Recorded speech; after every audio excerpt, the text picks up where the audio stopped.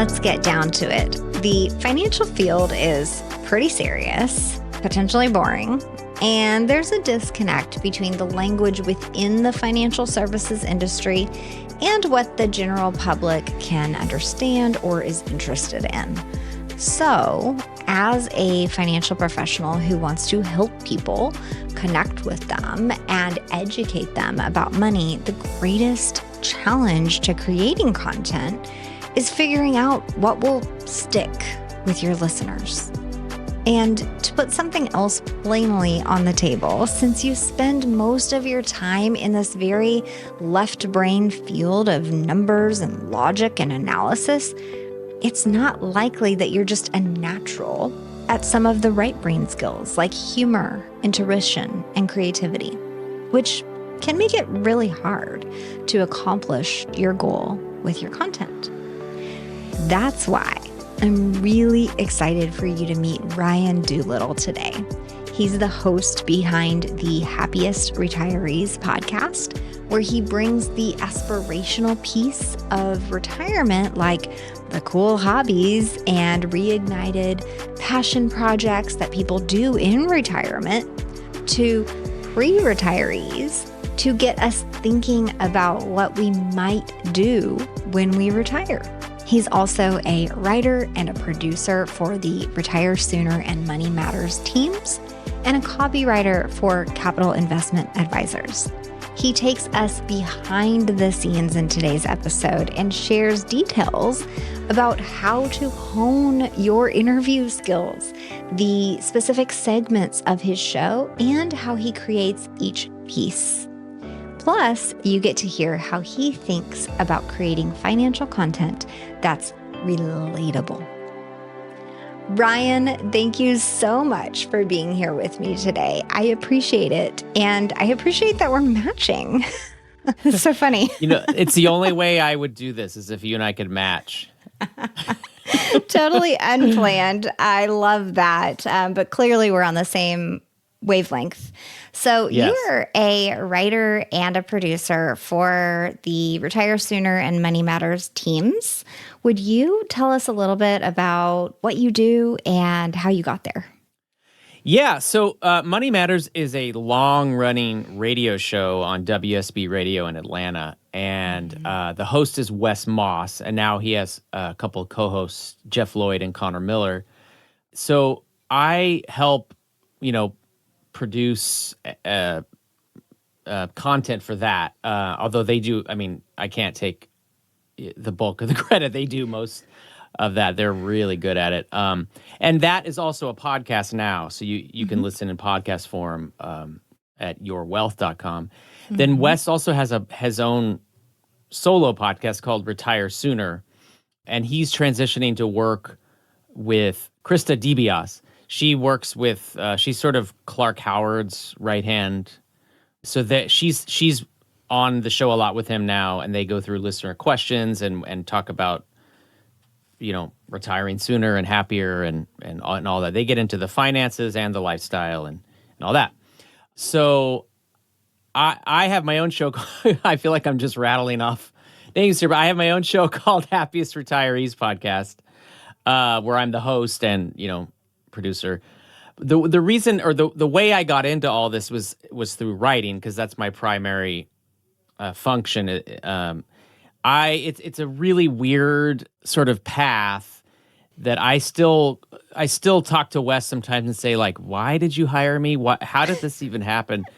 I'm like a writer and comedian living in LA, and Wes is a financial advisor in Atlanta.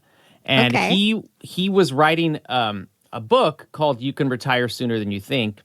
Mm-hmm. And he's a really smart guy and talented. And so he had a lot of it ready or at least kind of there. But he needed someone to kind of punch it up and add, kind of make it funnier, I guess you'd say, because that's one thing that's sometimes lacking in the financial world is making things kind of interesting to read. Even if it's like the right bit of info, if it's not interesting, it's hard to get people to read it. So, and Wes is good at making things interesting, but he wanted a little bit of help. So I was at the time somehow introduced to him. We wrote a book. I mean, it was just ridiculous. I remember at the time I couldn't get cell reception in my apartment, so I'm like sitting in my car, like just talking through chapters, and that turned into a book. So then the book did better than we thought, and so a few years later, Wes was like, "Hey, I'm going to do another book called What the Happiest Retirees Know, and I'd like to do it with you again." So we got the band back together. Our editor's name is Bree. She's fantastic, and we wrote another book, and then that sort of turned into helping Wes with all sorts of content. So now I'm just a full-time Wes head. I don't know. I don't know the name.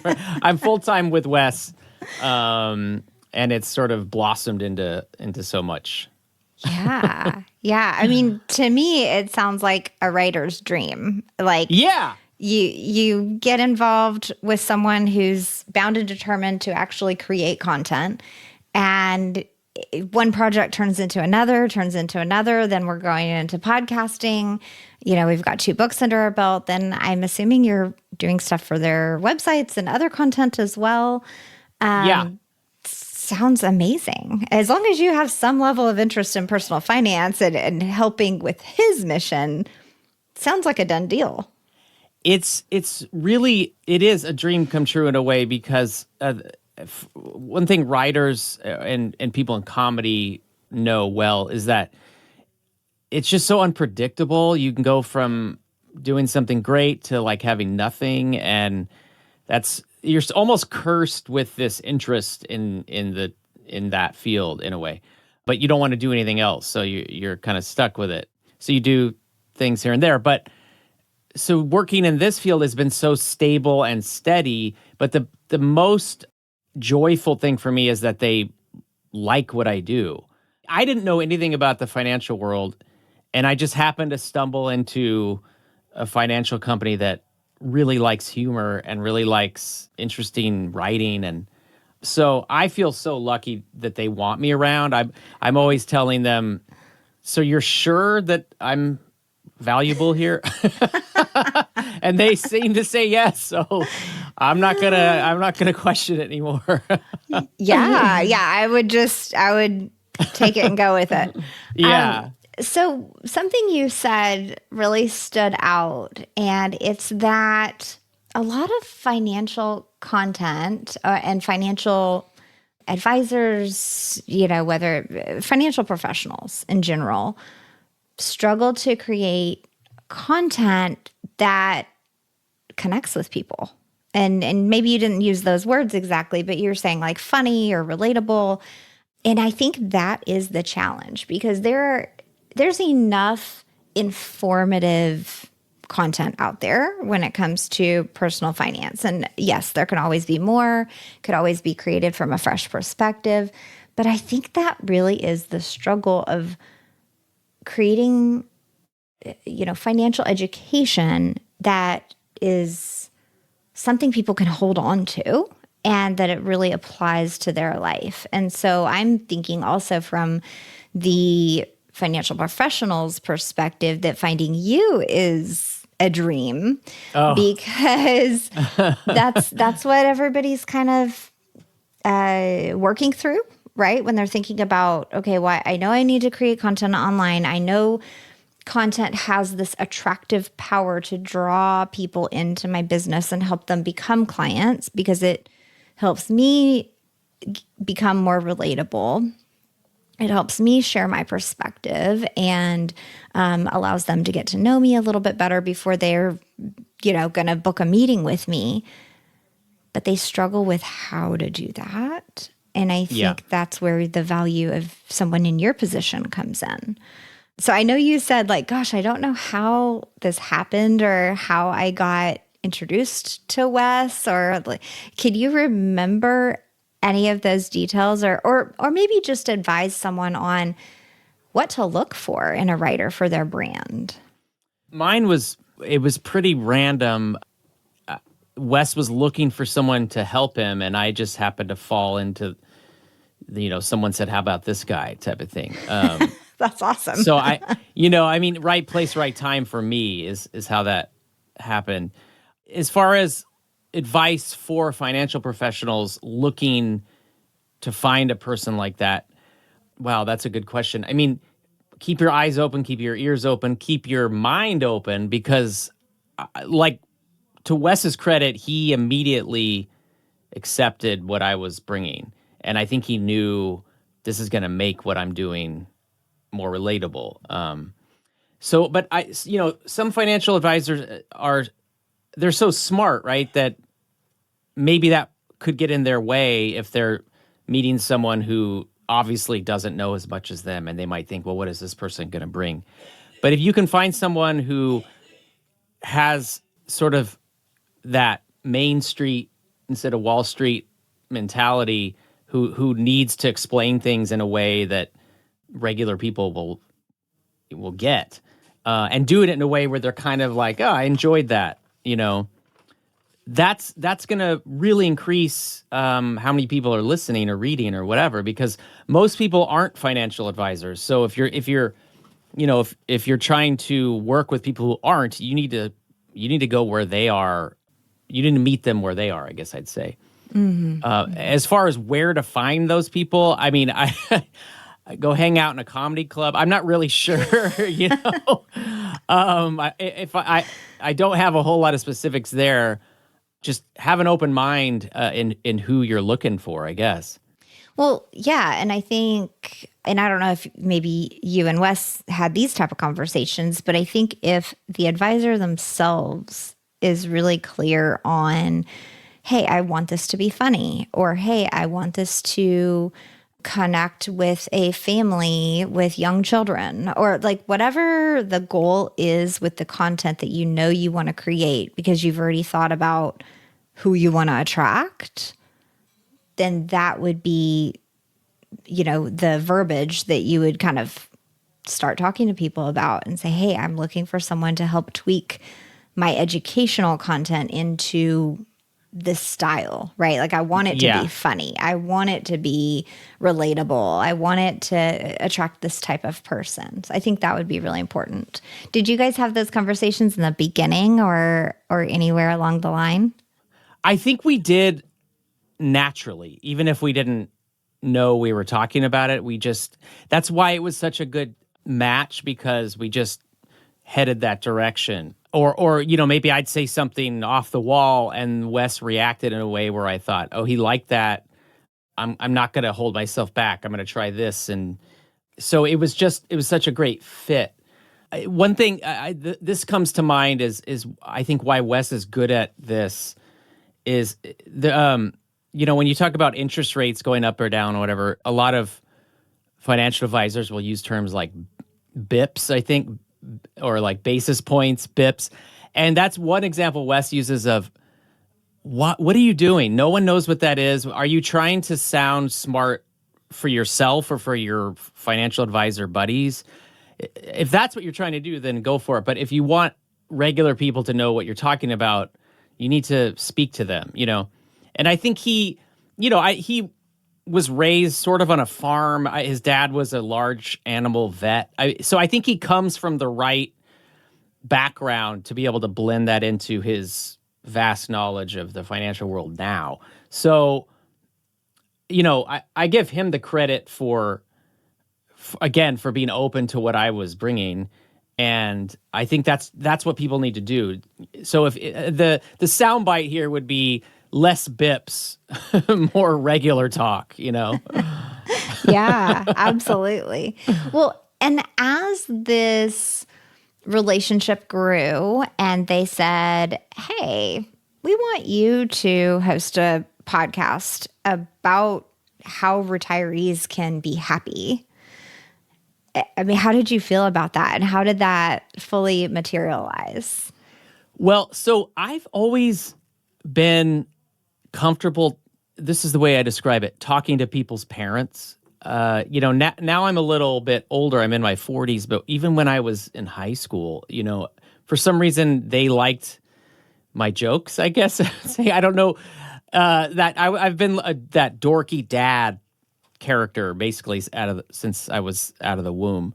So that was such a great fit for talking to happy retirees now, which is who I interview on the show, because they're that demographic.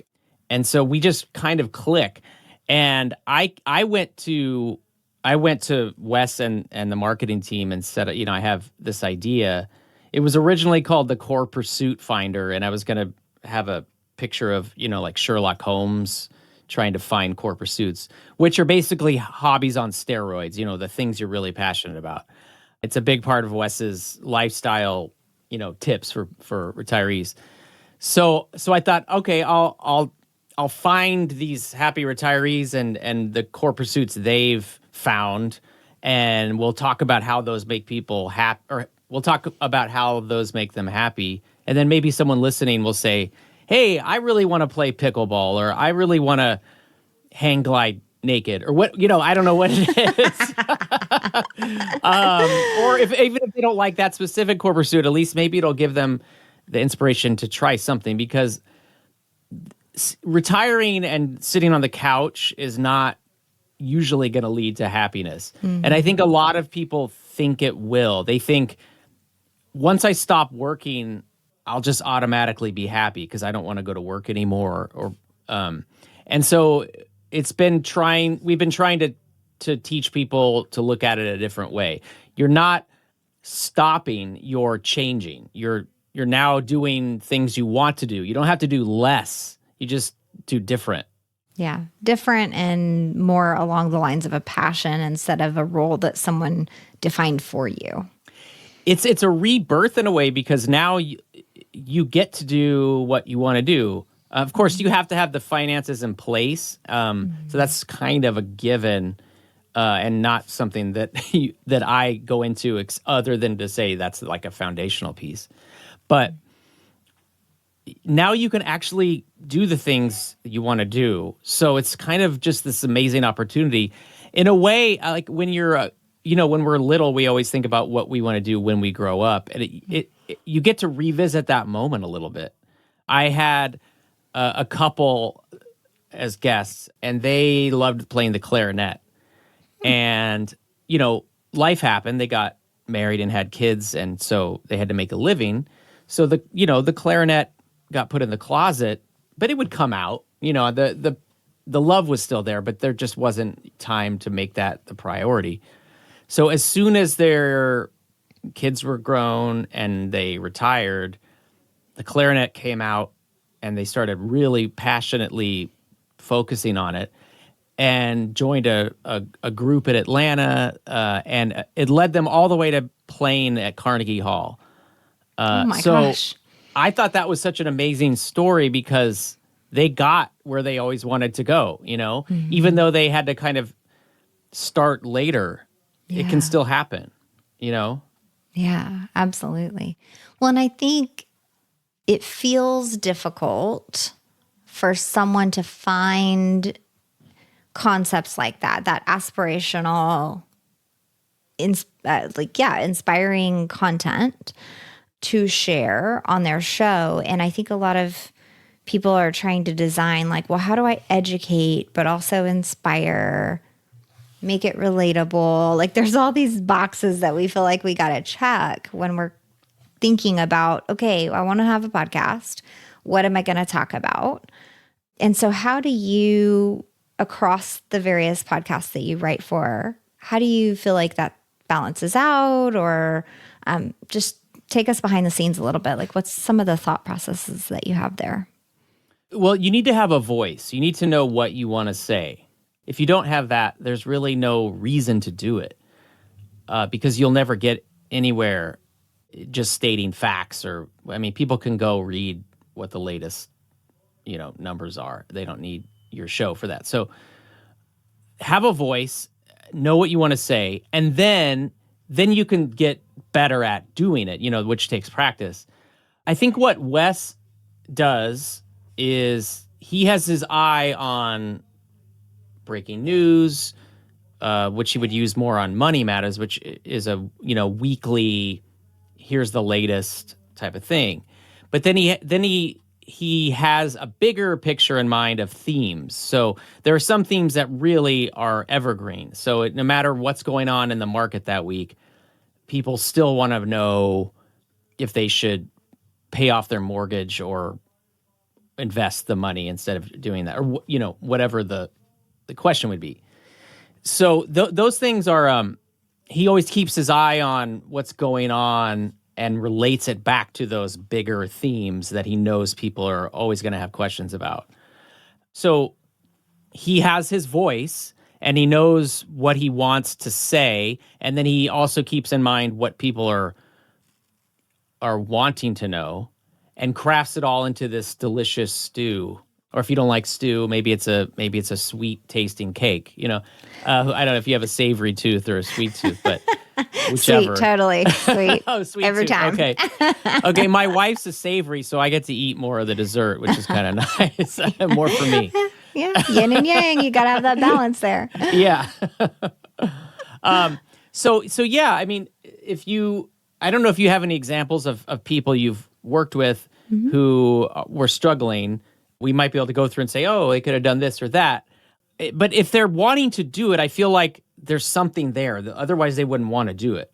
If their reason is, I should do this, that's not a good reason. The reason should be, I have an idea and I want to do this. I think it could be good, Absolutely. And that's something I've started to speak out more about recently is like, out of all the podcasts that I've had the privilege to be behind the scenes with, the ones that are successful are the ones that, of course, go on much longer than, 10 episodes or so.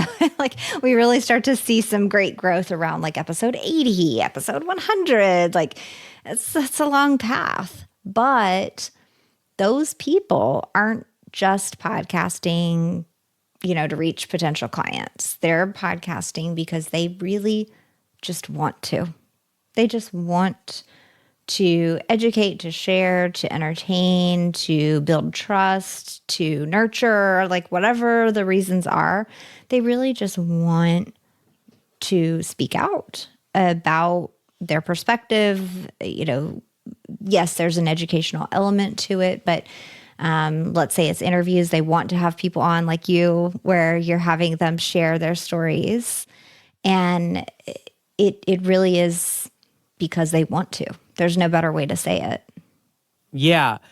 I don't know if you know who Ira Glass is. He's the host of This American Life. It's a really successful radio show and podcast. I've heard of the This American Life, not Ira Glass, but yes. Okay. Oh, okay.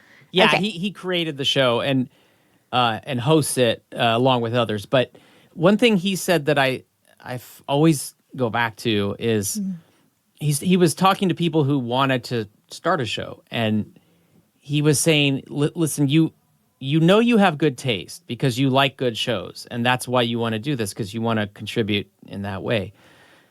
But you should look at it with open eyes that when you start, your show may not be good. It may fall short of your standards. Mm-hmm. Don't quit because of that. Push through, because eventually you'll get on the other side of that. I mean, I think people might start and think, well, I'm not amazing at this right away, so I'm going to quit. No one's good at it right away. I mean, very few people are good at it right away. Yeah. Wes has so many hours behind a microphone, and now he's really good at it. And so just keep it up, and eventually you'll come through if this is really what you want to do, and you'll really have something special. Yeah, absolutely. Well, something I want to highlight is you guys have 3 different shows going that I know of, and each of them has its own lane that it's operating within. So and we're definitely not saying that, any business owner needs to start 3 shows. That's a bit much. That's the first step, starting 3 shows. Right. So start them all at once. Just go nuts. But what I'm seeing across the board there is, in time, you've managed to attract a group of people that are being funneled in through that particular lane, right? And then you add another lane, and then you add another lane. And it depends. I mean, ideas develop, ideas morph and change and grow, and we all need to just kind of roll with it sometimes. In time, I think it's natural for any business owner who hosts a podcast to just naturally hit on various different subjects or lanes, as I first started this analogy. And through all of those, that's how we're attracting people to our business. As the writer and producer behind these, could you share a little bit about like the thought process for each concept, or, how does someone decide what they're going to podcast about, or that it's going to be strictly financial education, or it's going to be lifestyle, or it's going to be news, or like, how does someone decide that? Well, I think they should keep in mind that no matter what they decide, it might not be perfect and they might need to adjust. So you have to be a little nimble in that way. But, the first step is thinking what you think the best is and trying it. For us, it evolved organically in a way because Wes was doing Money Matters Radio first, and that was that's like a hungry content beast. It's what's going on today, this week, kind of a trial by fire thing. So he did that for years before he decided, I want to try my own podcast called Retire Sooner that can really take a step back and, zoom out and think, how can I help more people retire sooner? That's why we called it Retire Sooner. Yeah, clever. Right. It's got to be clear. Right. There's no questions. So I think doing Money Matters helped him figure that out, because like this is a need that people have, and this is something I know a lot about. Mm-hmm. So that's a nice little combination there. Mm-hmm. And he had done and was still doing the news events of the day enough that he didn't need to do that again. He's already doing it. So for him, he's got two things going. So that might be a little different from someone you're talking to who's just looking at starting one. Maybe they would ask themselves, what am I more interested in? Talking about what happened this week? Or do I have a specific goal of helping 1 million people retire sooner than they thought? Or, whatever it would be. They need to, again, it kind of goes back to your voice or your mission. What makes them the most excited? I'd say start there. What makes them the most excited? Sometimes that's not exactly what you need to do, but it's definitely a good starting place, because then you can say, well, I want to do this. If I shift it a little to here, that might be a little bit more marketable or whatever, but at least I'm still kind of right here instead of way off on the side doing something I don't care about, and thus it won't really be good because I won't even want to be there, so why would someone listen? If the host doesn't want to be there, the audience won't want to be there for sure. For sure. For sure. Can you share a little bit about the thought process behind your show and how you run your show as well? Just give us some clues on like, all right, cool, how do we do this? I run my show like a tyrant. No.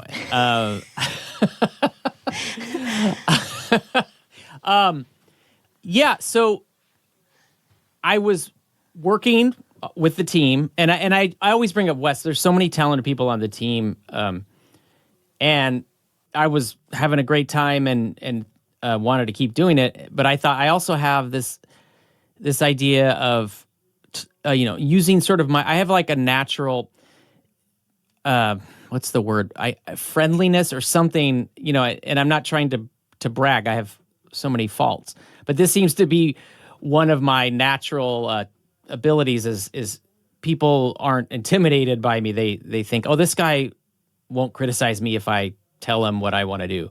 I just kind of a friendly thing. So I thought that would work well for talking to these people who might be a little bit shy. They're not trained hosts. Some of them are, but a lot of them aren't. And so I might be able to put them at ease, and then they'll really open up and talk about what makes them happy in retirement. So I thought that could work. And so then we brainstormed the ideas and the themes, and we just said, let's just call it the Happiest Retirees Podcast, because that's what it is. And that really, that's a little bit more broad name than calling it the Core Pursuit Finder, because then people will always say, well, what's a core pursuit? And then you have to explain that. So Happiest Retirees, boom, we're in. You know if you want to listen to that or not. And then, of course, we'll make it as good as we can to try to bring more people in. But that's kind of what it was. And then I was lucky enough to have help finding happy retirees, because, I know some, but you want to find someone who's, like I mentioned, hang gliding naked. That's like, of course, not someone I've talked to, but that's just kind of like the off the wall example I use, because I want to talk to like the craziest core pursuit I can find. And there's people out there doing so many fun things. So I had help finding people doing those types of hobbies, and that the more interesting, the better. And then how do I run it? So, I mean, I have producers and a marketing team behind who do a ton of stuff that I don't know how to do. The interviews, you send out a questionnaire asking them the questions you want to know. They answer it. So that gives me something to go off of. But then I do that when I talk to the happy retiree. I want to leave space for them to go into other directions if they want. Yeah. And then, so once it's done, I would say one part that is actually hard, but I enjoy is writing the intro later and then recording like a kind of like a intro to it. That's when I can really use the writing skills I have and try to throw a little bit more personality into it if it calls for it. Sometimes it's a straightforward type of deal, but sometimes I can really, I don't know if I feel like wax poetic is not a it's that sounds too haughty, but I can kind of do a little stand-up comedy mixed with a message about the person, if that makes sense. And so that puts a little of my own flavor on it. Yeah.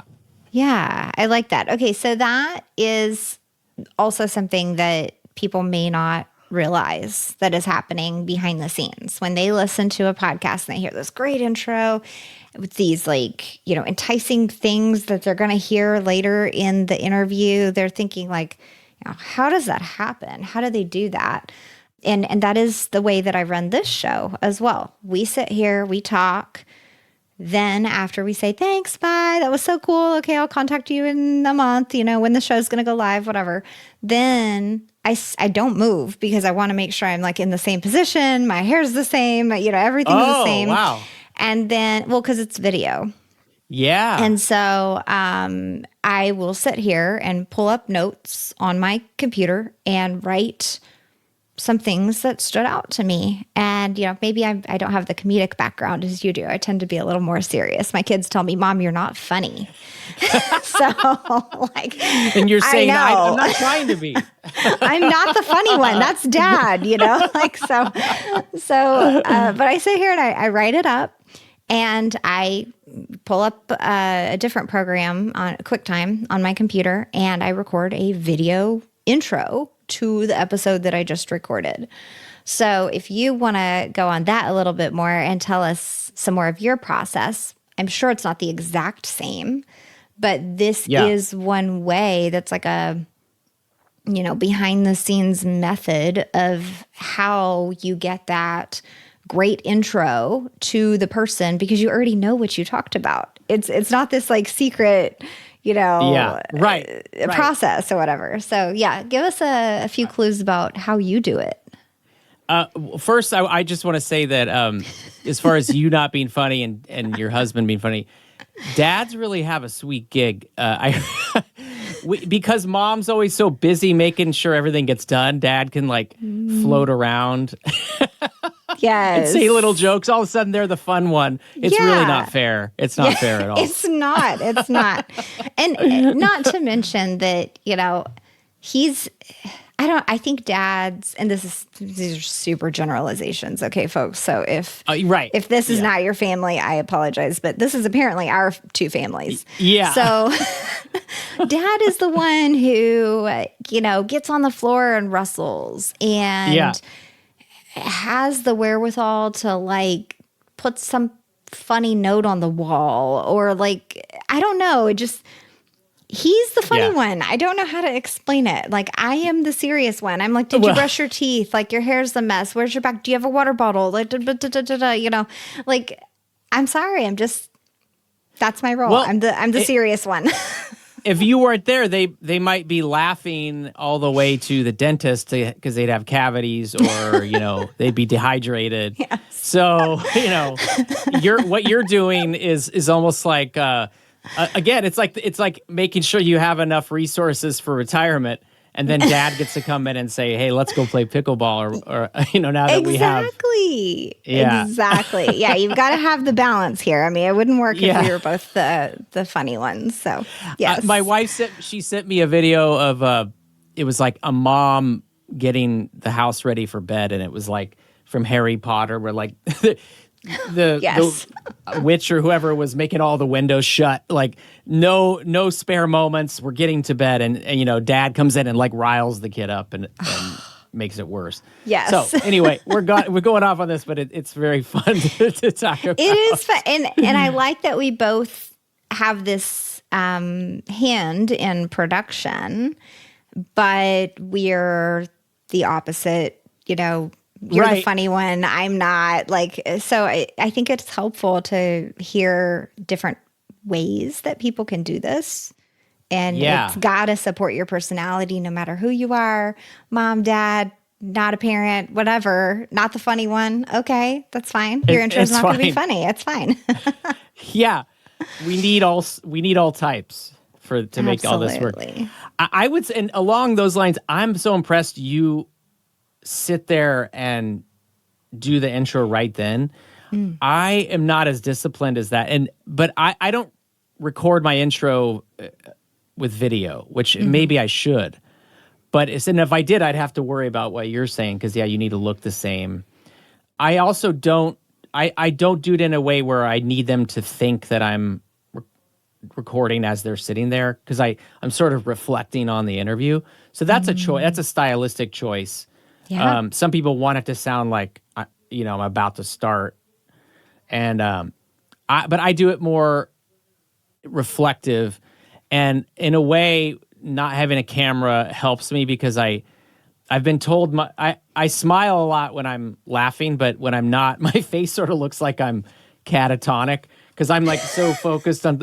So if there were a camera on me as I'm coming up with these funny, in air quotes, ideas, it might look kind of weird. But because I write it up and then I try little things that you got to fail to succeed. So I try these little bits that don't work, and then I'm like, I got no, and then you kind of hear it right away, and you have to redo it. And so I just like being able to screw up, I guess, without anyone knowing. Yeah. But what you're saying is awesome, and I kind of wish I were more like that because it could be seamless, and then I wouldn't forget anything and have to like dig up the interview and Well, thank you, but this is not necessarily the right way. Again, like you said, stylistic choices. But that is exactly my reasoning. Not only would I sit here and look the same, be in the same position, still have lipstick on, whatever. Again, man versus woman concerns here. But the interview is fresh. And so, like you said, I don't have to dig it up and go, God, well, like, what did I ask him? And what did we talk about? And, because honestly, I have to dive in and like listen to the full interview or be the one who edited it to be able to draft the show notes because I cannot remember. Like we will talk today and in 3 days or a day, I won't have a dang clue what we said. I am not offended at all. I know what you mean. It's so weird. You can be totally involved in the conversation and then recall nothing. You need something to jostle the memory. Well, The one advantage I have is my last name is Doolittle, so it kind of sticks out a little. As a kid, it was not an advantage on the Right. playground, but now I have the last laugh. Yes, absolutely. Well, and Yeah. I can only imagine that you're probably a bit like me in that a lot of content comes across your desk. You're hearing it, you're seeing it, you know, it's part of your assignments. I mean, there's so much that we're hearing, seeing, reading, creating every day. I'm sorry, but like, I'm not going to remember an interview Yeah. beyond being in this exact conversation at this moment. That is why I sit there and do the intro immediately, because I will have this fresh in my mind. Whereas to draft show notes or social media captions or anything else, I have to go back and listen to the full episode and like try to pull out pieces of it. So yeah, tell me more. How do you, if you did step away from an interview and you did have to come back and create, you know, the title, the show notes, the intro, like what are all the pieces that you're working on after the fact? And how do you get in the mode or remember what they talked about? Like, what is your process there? Yeah. So what I do is I do the interview, and then it goes into the can, as they'd say, and I go on, and I have a lot of other things that I have to do, so I do that stuff, and then my showrunner, her name's Mallory. She decides when something's gonna air. She decides when something's gonna be dropped, or I never know what to say for a podcast. And so then, as that's coming up, usually I wait a little too long. And anyway, my editor will do a draft of the episode, and they do a great job. But usually, I'll cut it. I'll go through myself after that and cut it down a little more. I think I've become more impatient as I've gotten older, and a little more worried about. I don't want anything boring, so sometimes I'll just cut more and get it down to a shorter time length. And then after that, after I've done that, part of the reason I like doing that is now I'm so aware of what was said. And the editor will pick out an opening. So this is the way we do it. At the beginning, we have an opening soundbite from the guest. And that comes before the intro or any of that. It's sort of like a nice, like, bam, here's what the person is like. Here's a bit of their personality. So usually they'll pick it. And most of the time they pick a great one. Once in a while I'll change it. But so that's in. Then I think to myself, okay, what do I want to, is there something I can really wow the audience with like an observation that could, like, in a friendly way, get us into this topic? So if I can do that, I'll do that. Then, you know, then you want to summarize a little bit so that they know what the episode is going to be about. And this is a little, I don't know, I'm still figuring out what I think about this, but ChatGPT is useful.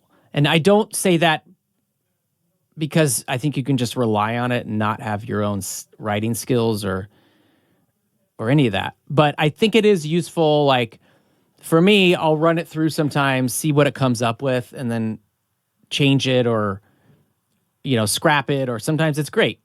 And also you can, in this game, SEO, you know, like search engine optimization is so important. And I'm trained to be a writer. I'm not trained to be a search engine optimizer. So I would recommend ChatGPT for that sort of thing, because it can help you make it a little more like that. In a way, making it more SEO friendly can sometimes make it worse writing to me. So you have to find a balance, because it could be the best thing you've ever written, and if no one's going to read it or listen to it, then that's not great. So I do a little combination of the two. I mean, this Chat GPT thing is new. I used to not use it at all, and now I'm figuring out where it fits in my life. But so anyway, that I'll use all that to come up with the intro, and then I used to come up with these, like, what I considered clever titles, and they made me laugh. And my showrunner Mallory was sort of not impressed. She would say, people think these clever titles are great, but I want something that'll get more listeners. So in that way, making your title more SEO friendly is a good idea. So instead of trying to think how cool I am with my play on words, I'll try to make it more of an SEO friendly title. So that's how I would kind of do that, and then I would plug that in, and then I have a song that I use for every show that I just throw in there for at the beginning to sort of make it pop a little. Then I have a running intro that plays every single episode where I just explain what the show is. So it goes opening soundbite from the guest, then my personalized intro, then that evergreen intro that's like, here's the Happiest Retirees podcast. Here's what my mission, blah, blah, blah. And then it goes to the interview. So I don't know if did that answer the question? Yeah. Well, and Okay. that even gave us even more about, because I don't think as a podcast listener, people are evaluating exactly what they're hearing and how to recreate it until they're in the process going, oh crap, like I wanted to make a podcast. Now, how do I do this? And that is my advice a lot of times is, okay, yes, we are going to help you create this standard intro that's on every episode. But there's also stylistic choices, like you said, the clip from the guest, the specific intro to the interview. If there's any other segments you want, like some people have like a little game show style question rapid fire thing going on. Like there's different segments to the show that are stylistic choices. And if you enjoy certain shows that you listen to on a almost like religious basis, like every time you do dishes, like you got to put on your specific, Money Matters or whatever, then like listen to those shows. What do you love about them? What catches your attention? What makes you stick around? And those are the segments that you almost want to personalize to your own brand and implement in your own podcast. So you gave us like the clip, the interview intro, the standard intro, and then the interview, which I think is a lot more than what most people would talk about in the production process. So yeah, that was great. I love that how you encourage them to listen to a show they like and ask themselves, why do I like this? What do I like about it? Why do I specifically like it at this time of day or when I'm doing the dishes? Why is it working for this? Those are such good questions to find the answer to then apply to your own show. Because you want to make a show because you like other shows. I mean, that we're all sort of we're all fans, and before we're creators. Yeah, and I would say stylistically, like. Well, this is more structurally or mechanically, but I had an editor, who would go through and do the first cut. He's really good, but he ended up moving on to other things, and so we needed a new editor. And I said, hey guys, my wife does not know the program we use. We use Adobe Audition. If that people are looking to know what to use, we like that one.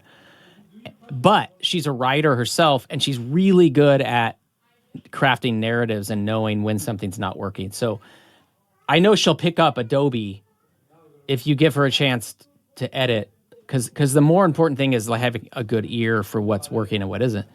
And that's exactly so they hired her, and that's exactly what's happened. She's really good at chopping, and she's learned the craft part. I mean, she's learned the skills part, because she was already good at like the more important piece.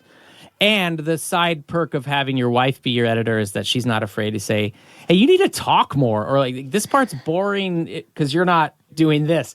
She's not shy about that, which might hurt my ego in the moment, but it's such a valuable thing to have.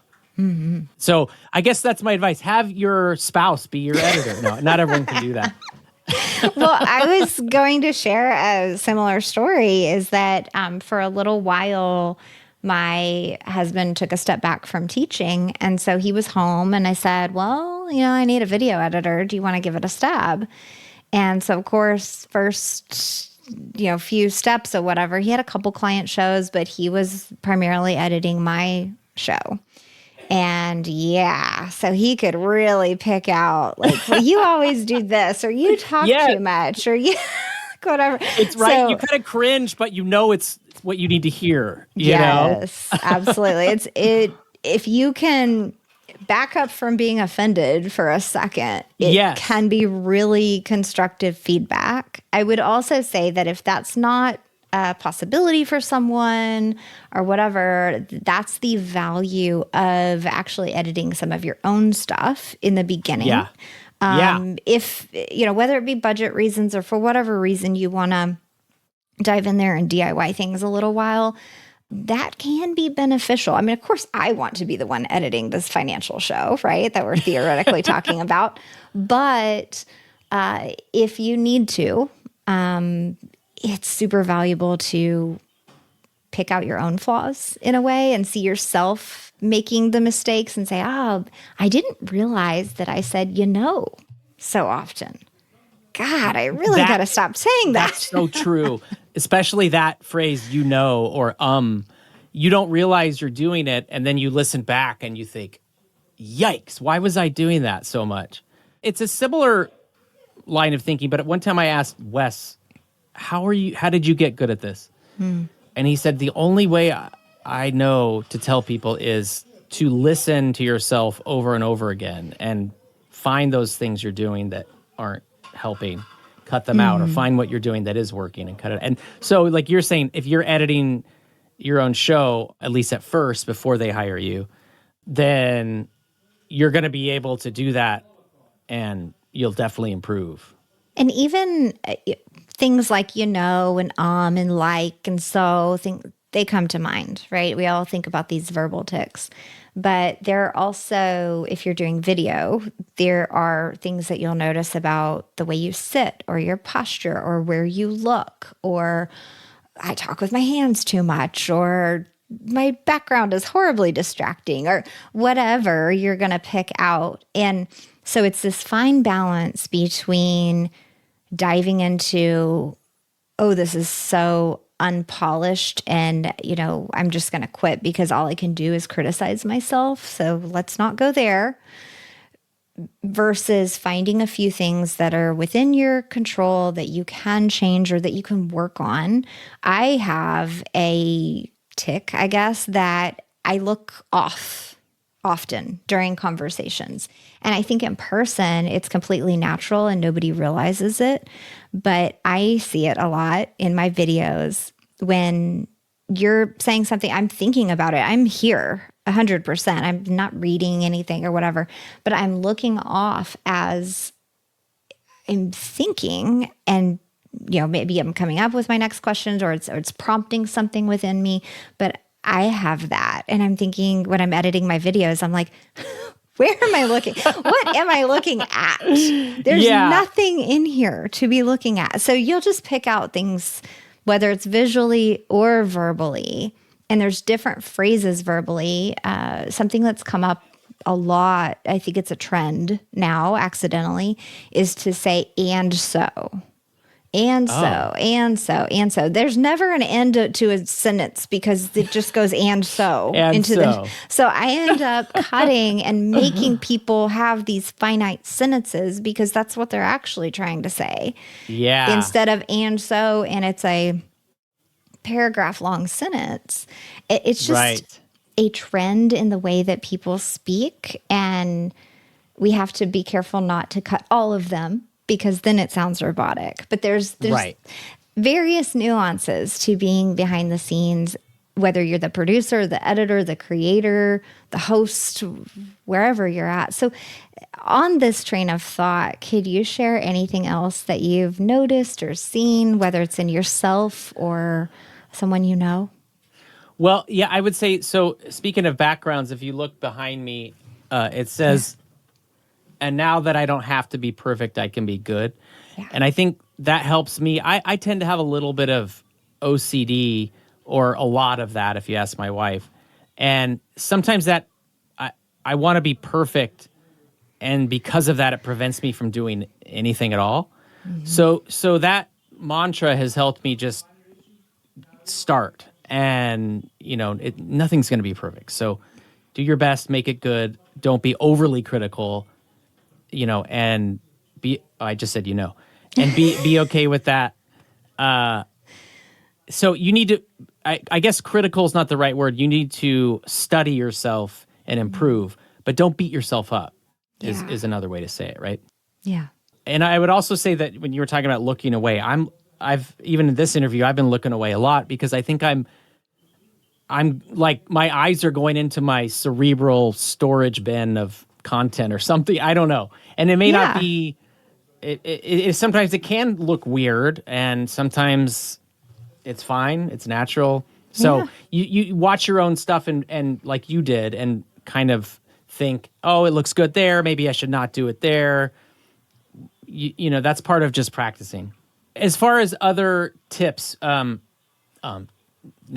it's all I can think about. Don't worry about it. And so, as far as other tips, what specifics would be helpful to hear? I think I would love to hear about, anything specific that you and the team have discussed about, hey, we should try to do this, or or we're getting feedback in this way. Have there been moments of discussion like that with feedback? Feedback from my coworkers has been that sometimes I don't talk enough. So I'll ask a question and the happy retiree has a lot to say, and I just let them talk because they're the star of that episode. But people are listening to the show not just for that. They've chosen this because they like you. So you have to remember that you're also the star of the show. And for some people, that's not a problem. They're the star of every conversation they've ever been in. But for others, it can be a struggle to say, hey, I need to talk. I'm important here.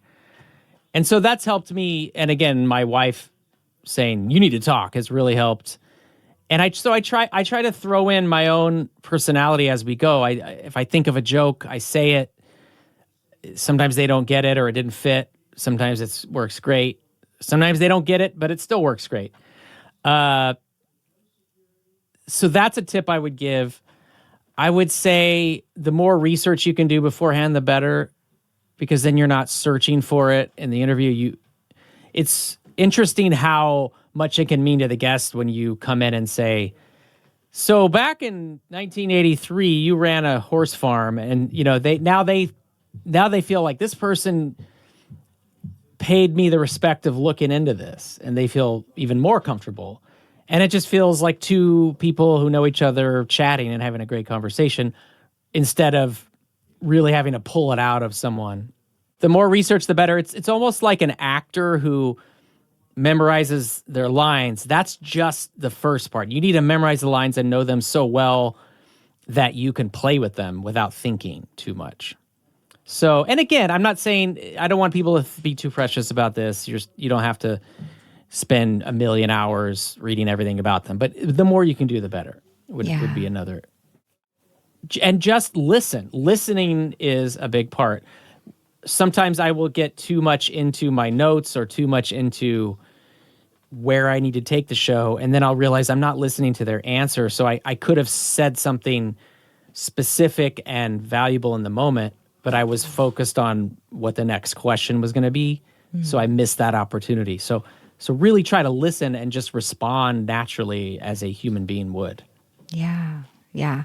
That's such a great tip. I have had podcast hosts ask me, hey, like I need a course on how to become a better interviewer. Like I really want to hone my interview skills, and I'm trying to listen well, and I'm trying to come up with great conversation and questions, and I'm doing my research, and I just want to improve. And so that, honestly, for me as a producer has even been a challenge, because sure, I can hear where someone almost like interrupts their guest, which really frustrates me. And if we're talking about an audio editing process, I can give it some space there artificially to make this conversation sound a little bit better. But if you're on video, it's kind of tough.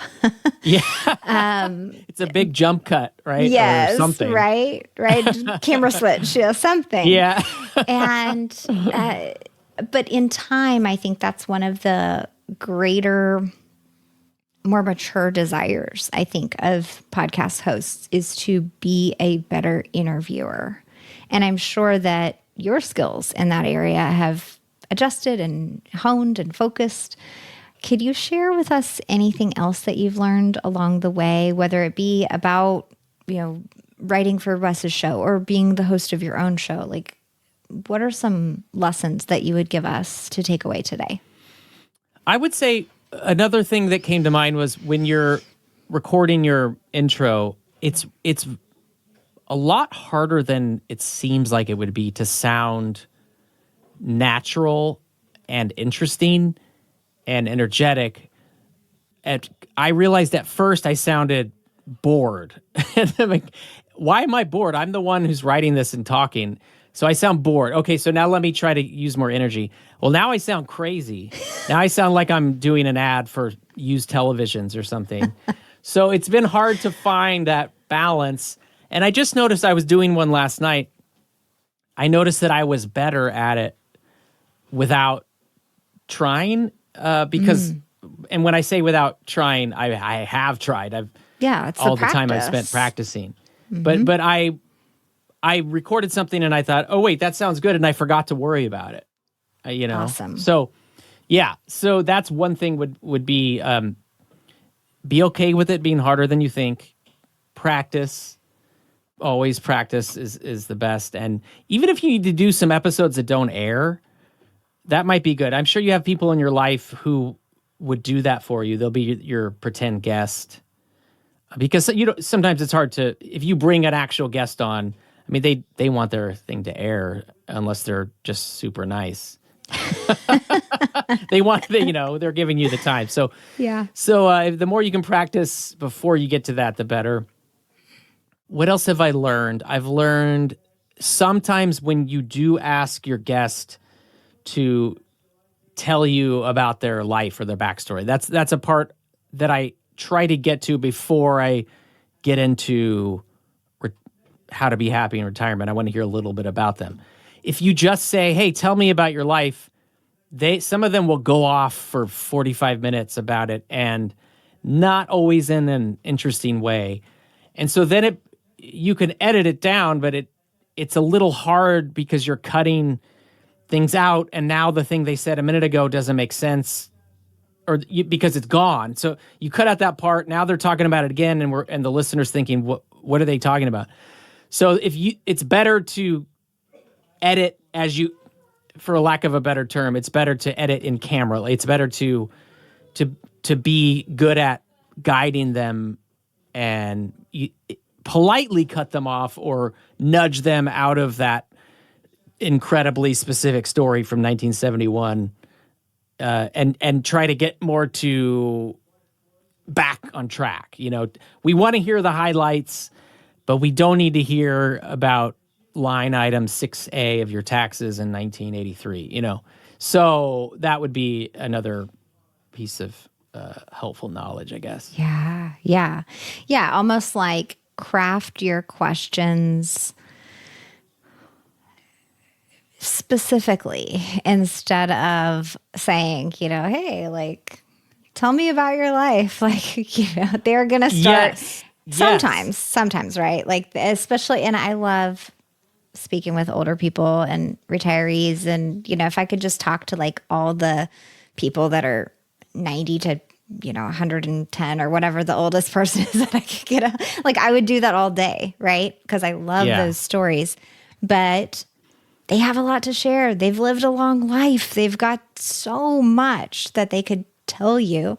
And some of them may try to start at, when they were 5. So you might be sitting there for a while. So it's that challenge of, okay, how do I give them the floor, but also somehow cap this question at a certain time period or length of answer or something like that. So that's where that interviewer practice comes in, I guess. Exactly. Yes, I like how you said that. Ask specifically for what you want to hear rather than relying on them to do it, because it's not their job. It's your job to shepherd them. Yeah, really. That's what it is. And I think there's not really a way to get great at that without the practice. I mean, unless you've been in speech and debate and whatever, any speaking classes or whatever, and that's been your thing for a long time, you're probably not going to naturally be a great interviewer. So just expect that learning curve. And even if you're not planning on having an interview show, there's going to be a piece of delivery that is on your shoulders, of course, and you're still going to have to craft and hone that skill. So yeah, I tried to describe this earlier, but in a way, the better you get, the more you're already editing as you're doing it live, because you've edited or been through it so many times that this part isn't working, so I'm just gonna shift us to here, and then you actually end up saving yourself or your editor time because you're not even having as much chaff. Do you separate the wheat from the chaff? The wheat is the good part, right? I have no idea. I don't know what the chaff is. Maybe chaff becomes like the whey protein powder or something. I don't know. But you get what I'm saying, right? So you want to cut as you go if you can. You're not going to really be able to do that at first. But as you get better, start thinking of ways to do that. You will not regret it. Yeah, absolutely. This was such great insight from someone who's been behind the scenes and on several shows for a long time, which is really, really valuable. And I appreciate all of this great advice. Ryan, could you just share a little about where to find and follow you, and if people want to listen to these different shows to get inspiration? Yes. Where do we do that? Thank you for asking. That's great. So if you go to yourwealth.com, that's YOUR wealth.com, you can find everything. So if that's the only thing you remember, go to yourwealth.com. On Instagram, go to Retire Sooner Team. If you happen to be somewhere where you can listen to radio, listen to WSB Radio, listen to Money Matters. The Happiest Retirees podcast would just be under Retire Sooner Team on Instagram. We're on YouTube. I'm on LinkedIn under my name, Ryan Doolittle. I think that pretty much covers it. We're on Facebook. We're everywhere, but go wherever you want to go and start at yourwealth.com. Awesome. And I should say real quick, I'm going to be transitioning a bit from the audio version of the Happiest Retirees podcast to a video series. And it's called Try and Ryan. And so I'm going to be going out and trying these core pursuits that you might think about doing yourself as you look for a happy retirement. So I think it promises to have some funny moments as I'm a clumsy fish out of water trying to learn how to hang glide naked, as I said. So keep an eye on that. That'll be a YouTube video series, and I'm excited about that. So that'll be coming out mid-April. Okay. Yeah. Very cool. So right around the time that people are listening to this, we'll get to go search for that series. That'll be super exciting. Thank you so much. Anything else you want to add last minute, or do you think that covers it? I would say just make sure you go out and hire Virginia for your production needs for your podcast. She obviously knows what she's doing. And thanks for having me on the show. Thank you. Thank you so much. I appreciate your time and all the great advice that you have. Thank you very much, Ryan. Thank you.